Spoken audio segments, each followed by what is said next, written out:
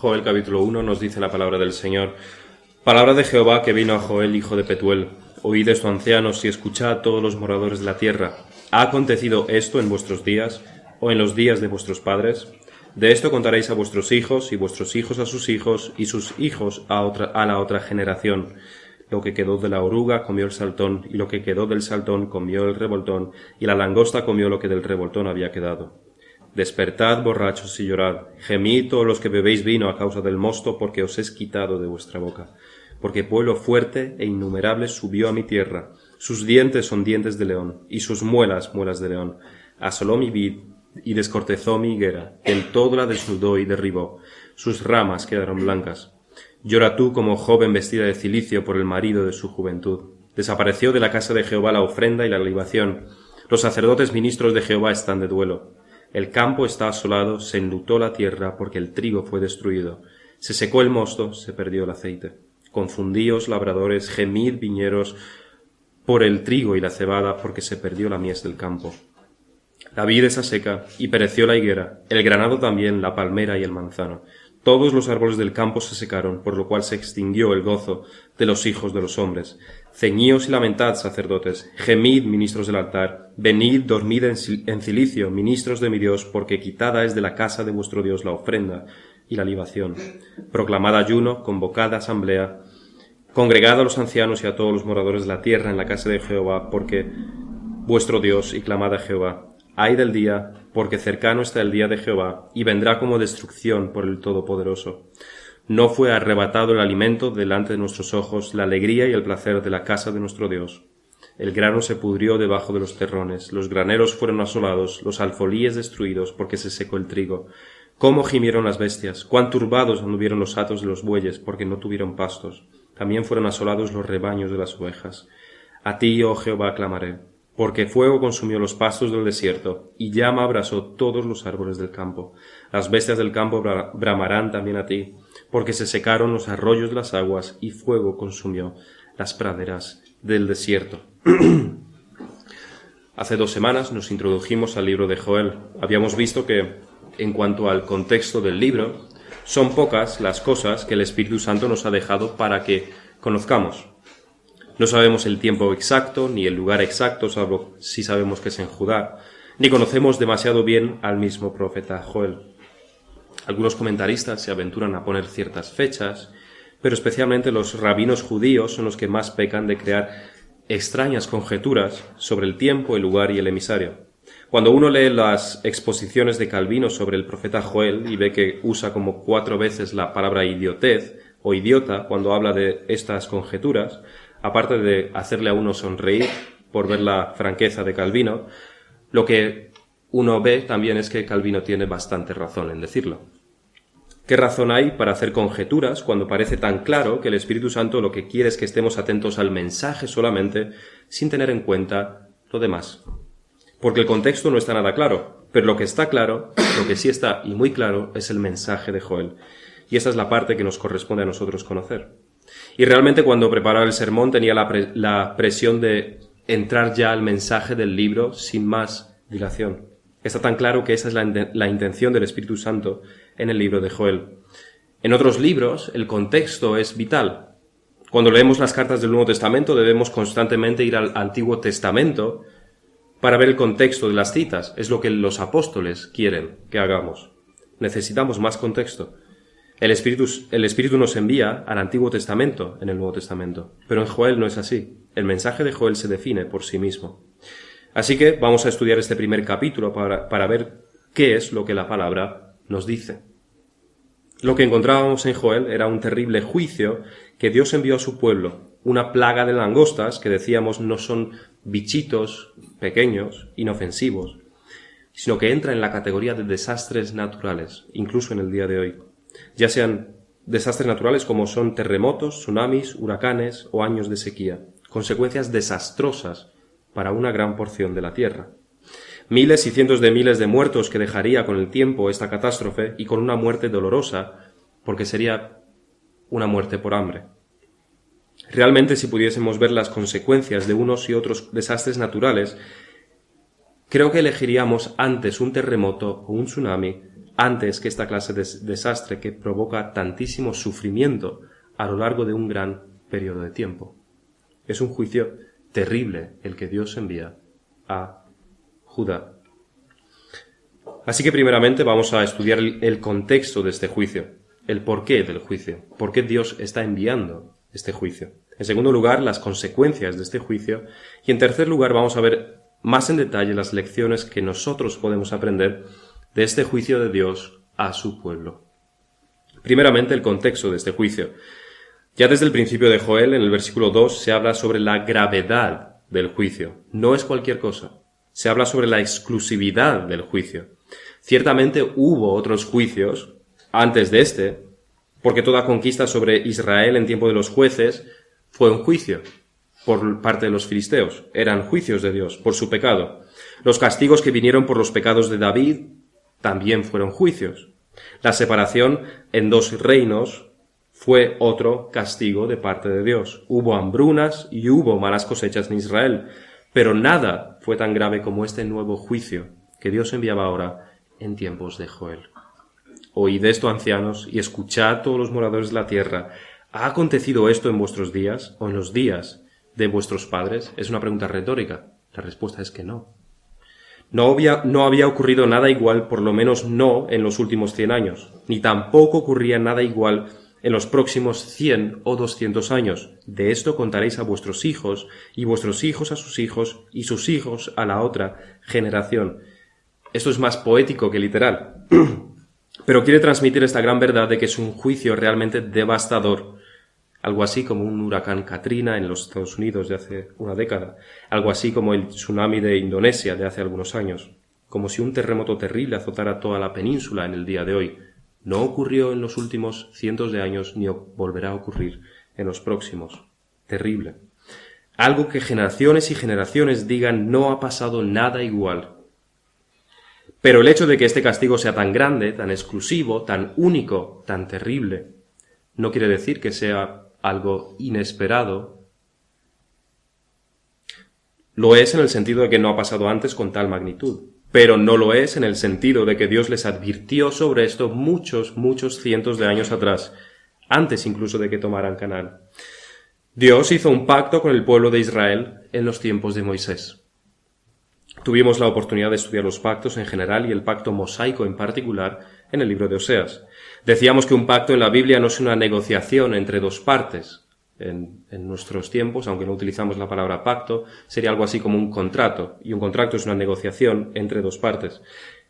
Los pactos son un contrato, pero no como lo entendemos en nuestros días, porque en las Escrituras Dios siempre es aquel que lo impone unilateralmente al hombre.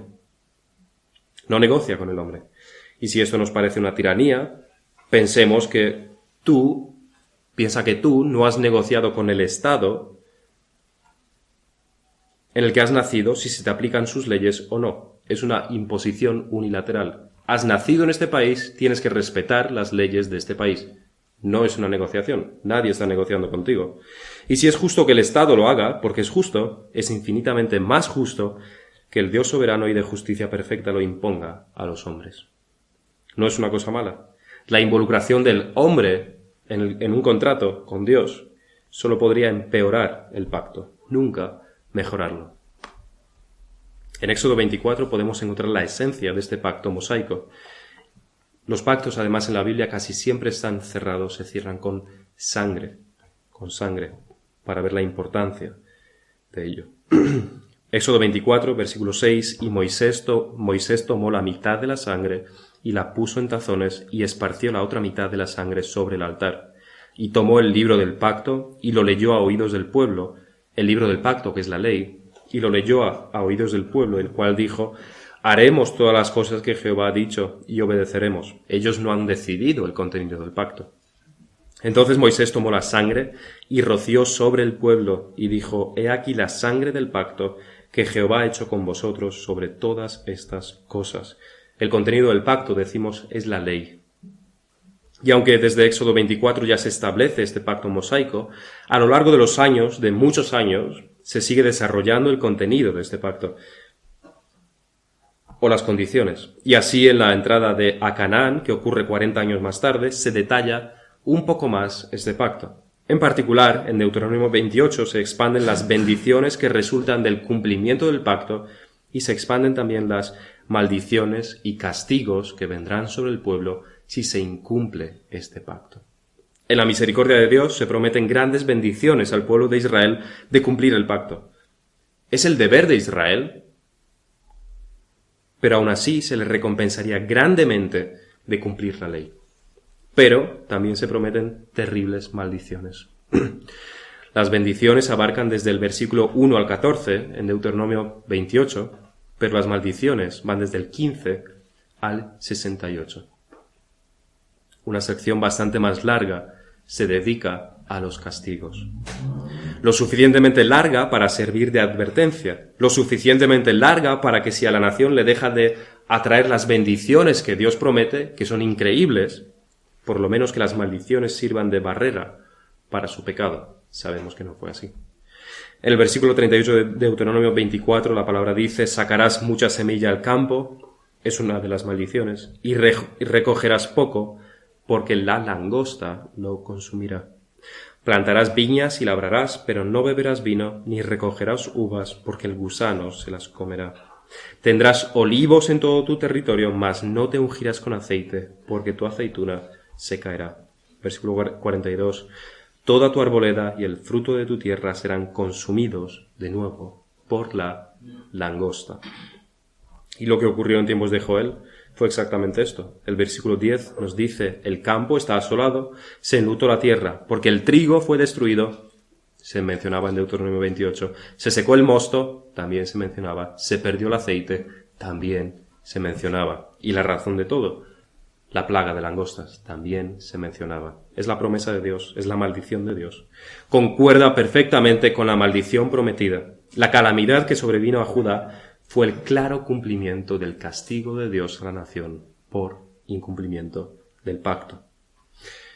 Así que el contexto del castigo es el pacto que ellos han roto.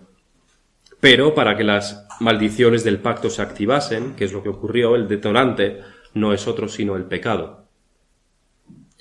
El incumplimiento del pacto solamente lo provoca el pecado, el no cumplir la ley que Dios les dio en Sinaí a través de Moisés.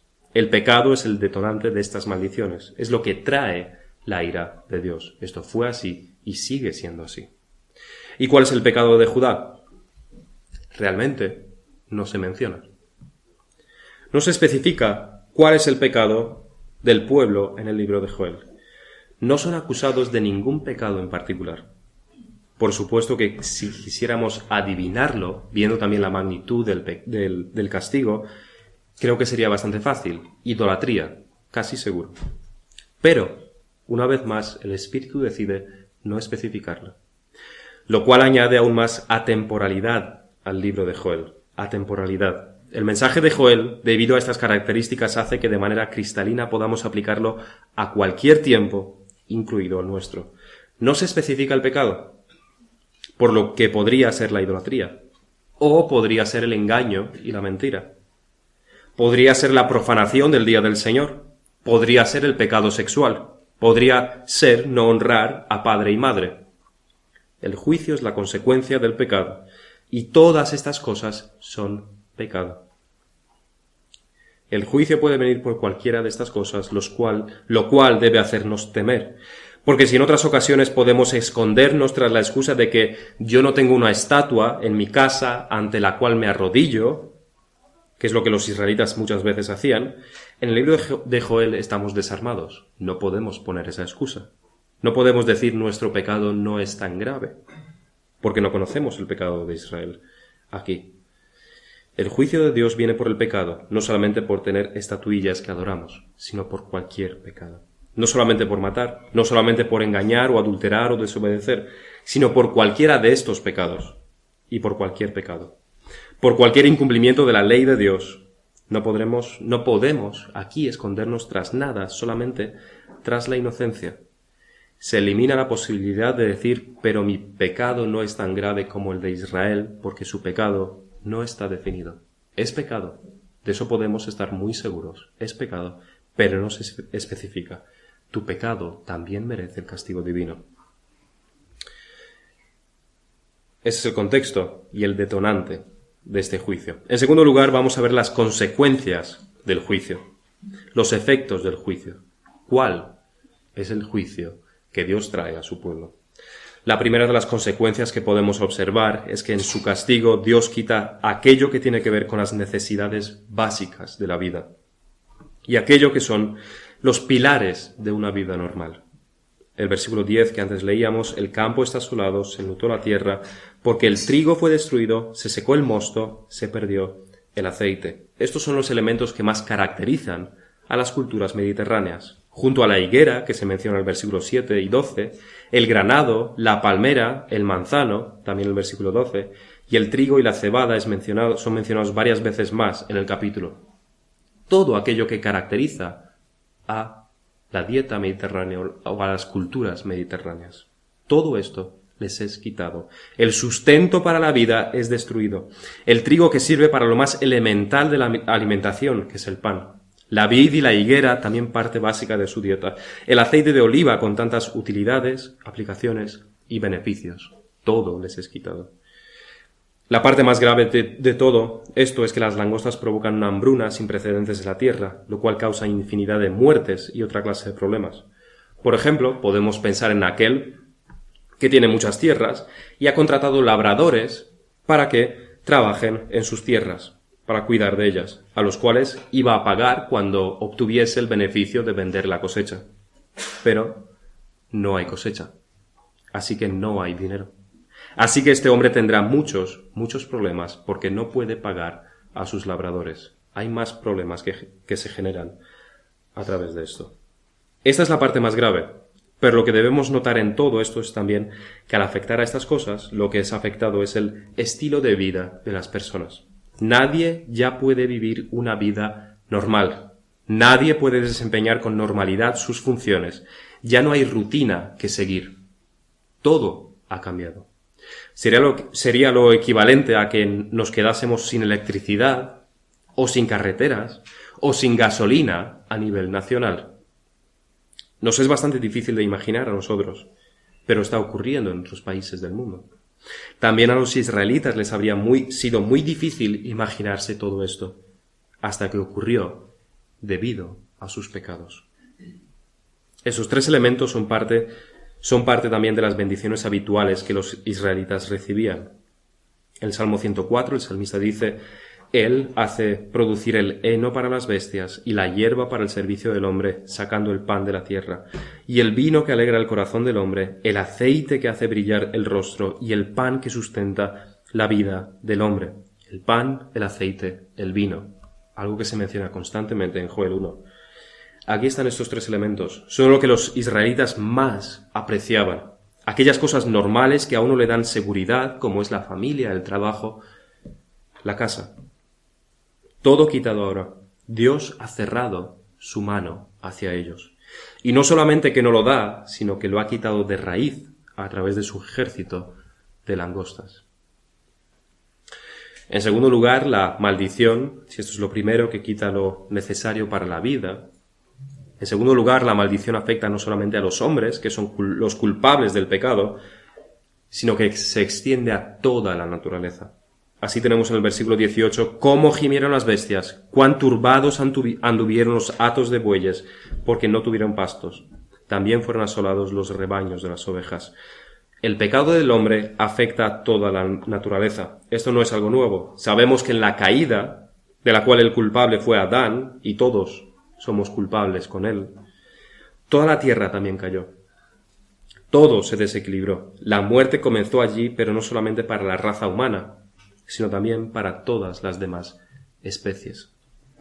Así que cuando vemos a un temible león partirle el cuello a una cría de gacela indefensa en un documental en la televisión, una de las cosas que debemos pensar es que toda esa crueldad que vemos en la naturaleza es consecuencia del pecado del hombre.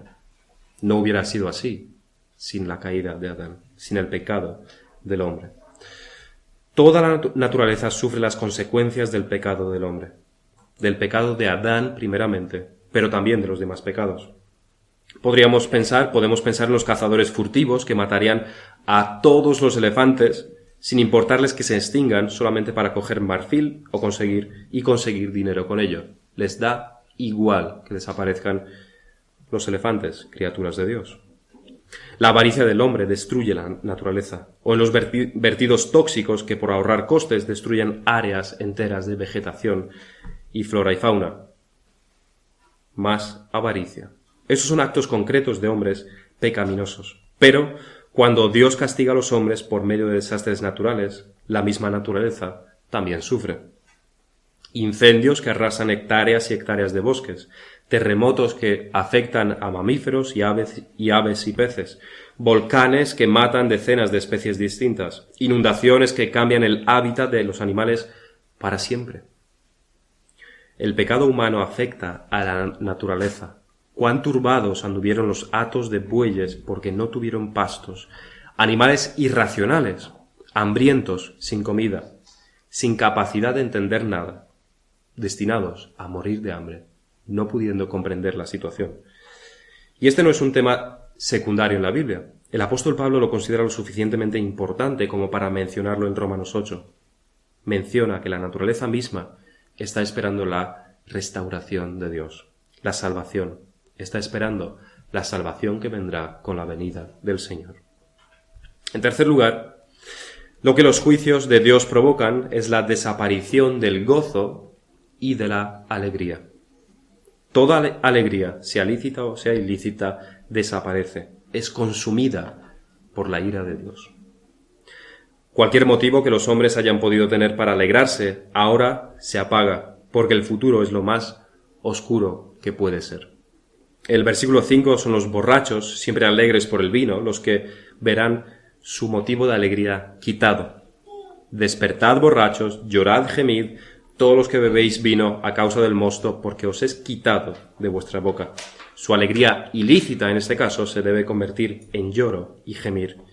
El sentimiento prevaleciente de toda la población debe ser lo que una joven siente cuando su marido muere repentinamente, y todos sus planes, todas sus perspectivas de futuro, todo cuanto había construido en su imaginación con su marido, ya jamás se cumplirá. Ha puesto su corazón, su ilusión, su alegría y su gozo en ello, y ahora su marido está muerto. Solo queda el luto, llorar amargamente. Llora tú como joven vestida de cilicio por el marido de su juventud. De duelo y de luto están los sacerdotes del templo también, quienes diariamente traían los sacrificios, a quienes se les confiaba la responsabilidad de todos hacia Dios. Eran los intermediarios entre Dios y los hombres, un privilegio que pocos tenían, que la mayoría no podían tener, de hecho. Los sacerdotes ministros de Jehová están de duelo, y en el versículo 13, ceñíos y lamentad, sacerdotes, gemid, ministros del altar. También es el caso de los agricultores, quienes con esfuerzo y sacrificio se levantaron de mañana durante tanto tiempo y que ahora esperaban con alegría la cosecha, la recompensa de sus esfuerzos. Pero su expectación se convierte en desesperación. Aquello que iba a sostenerles durante el próximo año, a ellos, a sus esposas, a sus hijos, desaparece. Ya no hay nada. No solamente que su esfuerzo ha sido inútil, sino que desaparece el sustento de su vida. Confundíos labradores, gemid viñeros, por el trigo y la cebada, porque se perdió la mies del campo. Y de manera específica, en el versículo 12 se confirma, se extinguió el gozo de los hijos de los hombres. Ya no queda gozo. Ya no hay motivo para estar contento. Ya no hay motivo para la alegría. Frente a esta calamidad todo es inútil y vano, y el futuro es sombrío y doloroso. Es lo que ocurriría también con toda la cultura del entretenimiento de nuestros días de haber un desastre natural. En medio de la muerte, del dolor y del sufrimiento, las series, los videojuegos, las películas tienen ya poco sentido. A nadie ya alegrarían. Aquello que podía antes motivar a la población en medio de situaciones así se convierten en lo que son, algo sin ninguna importancia. Los motivos de alegría no funcionan en estas ocasiones. Solo queda tristeza, dolor, lloro, gemir. En cuarto lugar y último, cuando Dios envía sus juicios, se asegura de que su presencia desaparece de en medio de aquellos que reciben su juicio. Para los israelitas, el templo representaba la presencia de Dios. Era la morada de Dios, donde Él había prometido su presencia. Y es en el mismo templo donde se llevaban a cabo todos los sacrificios en cumplimiento de la ley, que representaba también la aceptación del pueblo delante de Dios. Es donde recibían el perdón de los pecados. Hablando en metáforas, los sacrificios del templo que los sacerdotes hacían debían ser de olor grato a Dios, una señal de la fidelidad del pueblo y una señal para el pueblo de que Dios estaba con ellos. Cuando pensamos en los sacrificios del Antiguo Testamento, quizás muchas veces estemos pensando en las festividades que ellos tenían, o en el día de reposo, donde sabemos que se traían sacrificios, o las demás festividades del año. Sabemos que en esas ocasiones se traían muchos sacrificios, pero no solamente en las ocasiones especiales. El pueblo de Dios debía traer sus ofrendas y sacrificios al templo. Realmente, cada uno de los días se debía sacrificar en el templo, todos los días, en las fechas especiales, más. Pero todos y cada uno de los días se debía sacrificar. Esto lo tenemos en Números, el capítulo 28, donde nos dice: habló Jehová a Moisés diciendo: manda a los hijos de Israel y diles: mi ofrenda, mi pan, con mis ofrendas encendidas en olor grato a mí, guardaréis, ofreciéndomelo a su tiempo. Y les dirás: esta es la ofrenda encendida que ofreceréis a Jehová, 2 corderos sin tacha de 1 año. Cada día será el holocausto continuo. Un cordero ofrecerás por la mañana, y el otro cordero ofrecerás a la caída de la tarde. Y la 10ª parte de un efa de flor de harina, amasada con 1/4 de un hin de aceite de olivas machacadas, en ofrenda. Es holocausto continuo que fue ordenado en el monte Sinaí para olor grato, ofrenda encendida a Jehová. Y su libación, la 4ª parte de un hin con cada cordero, derramarás libación de vino superior ante Jehová en el santuario. Y ofrecerás el 2º cordero a la caída de la tarde, conforme a la ofrenda de la mañana, y conforme a su libación ofrecerás ofrenda encendida en olor grato a Jehová. Una ofrenda continua, cada uno de los días, sin excepción. En el texto paralelo a este, en Éxodo 29, a partir del versículo 38, se especifica cómo Dios ve esto, es decir, el propósito de sacrificar continuamente cada uno de los días. Éxodo 29, 42. Esto será el holocausto continuo por vuestras generaciones a la puerta del tabernáculo de reunión, delante de Jehová, en el cual me reuniré con vosotros para hablaros allí. Allí me reuniré con los hijos de Israel, y el lugar será santificado con mi gloria. Y el versículo 45, y habitaré entre los hijos de Israel, y seré su Dios, en el contexto de los sacrificios diarios. Estas ofrendas y sacrificios diarios son la muestra de la comunión con Dios, de que Dios se reúne con ellos y está en medio de ellos, de que Dios habita en medio de ellos. Era un recordatorio también continuo del pacto, como dicen algunos comentaristas. Es lo que les daba la seguridad de que tenían el favor de Dios, a Dios en medio suyo. Pero ahora las ofrendas y las libaciones desaparecen. Desapareció de la casa de Jehová la ofrenda y la libación. Los sacerdotes ministros de Jehová están de duelo. Y el versículo 13, ceñíos y lamentad, sacerdotes, gemid, ministros del altar, venid, dormid en cilicio, ministros de mi Dios, porque quitada es de la casa de vuestro Dios la ofrenda y la libación. Dios retira su presencia cuando envía sus juicios. Ya no puede ser encontrado, ya no está en medio de su pueblo. La nación equivocadamente estuvo pecando contra Dios, pero confiando en su presencia. Durante mucho tiempo esto fue así. Estuvieron pecando, pero todavía había sacrificios en el templo. Pero ese era un tiempo en el que debían arrepentirse, no seguir en sus pecados. Hasta que la ira de Dios vino sobre ellos y definitivamente se puede saber con certitud que Dios ya no está con ellos. Ya no hay ofrendas, ya no hay libaciones, ya no hay sacrificios, ya no hay nada que pueda asegurar la presencia de Dios. La ropa sacerdotal, por otro lado, con todo su esplendor, con todos sus detalles, se debe convertir en vestiduras que indican dolor y sufrimiento. Dormid en cilicio. Dios retrajo su presencia en este juicio. No ocurrió algo diferente en el año 70 después de Cristo con la destrucción del templo, de lo cual el Señor mismo habló en Mateo 24. Cuando Jesús salió del templo y se iba, se acercaron sus discípulos para mostrar los edificios del templo. Respondiendo él les dijo: ¿veis todo esto? De cierto os digo que no quedará aquí piedra sobre piedra que no sea derribada. El templo no era solamente arte arquitectónico, representaba el favor de Dios a los judíos. Ninguna otra nación tenía un templo para el verdadero Dios. Ninguna otra nación.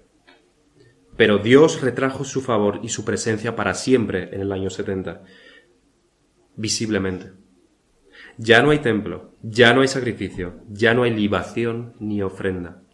Dios no está en medio de ellos. El juicio a los judíos en el año 70 fue más grave aún que en los tiempos de Joel, donde tenía un claro carácter temporal. El castigo por rechazar a Cristo fue definitivo y lo sigue siendo. Así que estas son las consecuencias del juicio de Dios. Las necesidades básicas ya no son cumplidas. La naturaleza misma sufre por el pecado del hombre. La alegría y cualquier posible motivo de gozo desaparece y Dios retira su presencia de manera palpable, definitiva, objetiva. Ahora, en último lugar, ¿qué es lo que todo esto nos enseña a nosotros? Primeramente, lo que esto nos enseña es la diferencia entre pruebas y juicios. Muchas veces los efectos externos de una prueba y de un juicio pueden ser iguales, pero en lo interno, en lo subjetivo, jamás. Una enfermedad puede ser síntoma de una prueba o de un juicio, pero ¿cómo hacer la diferencia? Primeramente, lo que eso nos enseña es que Dios, en medio del juicio, quita la alegría y quita el gozo. Mientras que en las pruebas se requiere el gozo. En las pruebas, aunque sea difícil gozarse, aunque sea difícil alegrarse, las Escrituras requieren el gozo. Hermanos míos, tened por sumo gozo cuando os halléis en diversas pruebas, nos dice Santiago. Es un mandato. En los juicios, Dios mismo se encarga de que el gozo y la alegría sean eliminados, quitados. En los juicios no se puede tener gozo ni alegría. En las pruebas se requiere de nosotros que lo tengamos. Así que esta es una diferencia entre pruebas y juicios. En segundo lugar, también, la presencia de Dios. En los sufrimientos, tanto las pruebas como los juicios provocan sufrimientos. Pero en medio de las pruebas, ¿contesta Dios a nuestras oraciones? No en el sentido de escuchar una voz, no en el sentido de que se cumplen todos nuestros deseos y salimos milagrosamente de la prueba, sino nos consuela el Espíritu por medio de la oración. Recibimos consolación de Dios en medio de nuestro dolor. Si lo recibimos, es una prueba. Si no lo recibimos, Dios no está con nosotros, es un juicio. Si Dios no nos consuela, es un juicio. En segundo lugar, estos juicios de Dios nos enseñan las consecuencias del pecado. Seguramente durante un tiempo los israelitas vivirían en pecado y sin juicio. Pero, el juicio siempre llega. En los siguientes capítulos de Joel, este juicio temporal apunta hacia el juicio final. Puede que ahora mismo estés en pecado, pero no estés siendo castigado por tus pecados. Lo serás, de seguro. Dios siempre castiga por el pecado. Si no es ahora, será en el juicio final. Vemos cómo Dios retrae su presencia. Lo que hoy en día es sustituto y cumplimiento más bien de las ofrendas y los sacrificios del templo, es la predicación de la palabra, es el sustituto de esto. Donde no hay palabra, no hay Cristo. Donde no hay Cristo, no hay Dios. A que las iglesias de nuestros días están duramente castigadas por Dios, retirando su presencia, porque no tienen, por la falta de palabra, por la falta de predicación. Ellos no lo ven, no lo notan, no lo saben, pero eso solamente porque están tan entenebrecidos que no entienden nada. Los judíos, aquí, sí lo entendieron. Dios ya no estaba con nosotros. Donde no estaba la palabra, Dios no está, porque Cristo no está. Otro castigo por los pecados a nivel de iglesia es la falta de pastores. Es uno de los juicios de Dios que apuntan a esto. Con la falta de pastores falta el alimento. Es una clara señal del retraimiento de la presencia de Dios. Como iglesia debemos tener esto muy presente. Si no nos sometemos a la autoridad se nos quitará. Y eso, aunque pueda ser muy bonito para nuestra carne, y así lo dirían en muchas iglesias, es mucho más bonito no tener predicación y estar cantando y bailoteando. Aunque sea bonito para nuestra carne, es uno de los castigos más grandes para nuestro espíritu, la falta de pastores, porque faltará la palabra. Por último, de todo esto también podemos aprender la respuesta piadosa al juicio. Es un juicio, no una prueba, por lo que es diferente la respuesta que nosotros debemos tener. La respuesta a los juicios es el arrepentimiento. A ti, oh Jehová, clamaré. Está en primera persona. Esto es el profeta mismo que habla solamente en su nombre. De hecho, solamente claman a Dios Joel y las bestias del campo. Las bestias del campo bramarán también a ti. Y los hombres, y los demás, y el pueblo de Dios. Esto sirve para avergonzar a los hombres. Los animales irracionales braman a Dios, pero los pecadores, dotados de una mente lógica y racional, no lo hacen. ¿Cuál es tu respuesta ante el juicio? Cuando Dios retira su presencia, cuando no hay alegría que pueda iluminar tu vida, cuando la situación es tan sombría que no ves ninguna luz y parece que Dios está lejos y no contesta. ¿Cuál es tu respuesta? ¿Qué es lo que haces? Clama a Dios, arrepiéntete. Esto es el llamado que Joel nos da. Esa es la única respuesta válida. Clamar a Dios es lo que nuestro Señor Jesucristo hizo también en la cruz.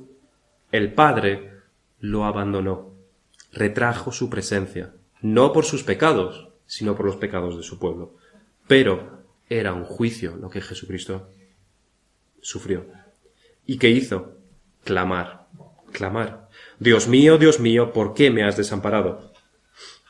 Se parece bastante a lo que el profeta dice. A ti, oh Jehová, clamaré.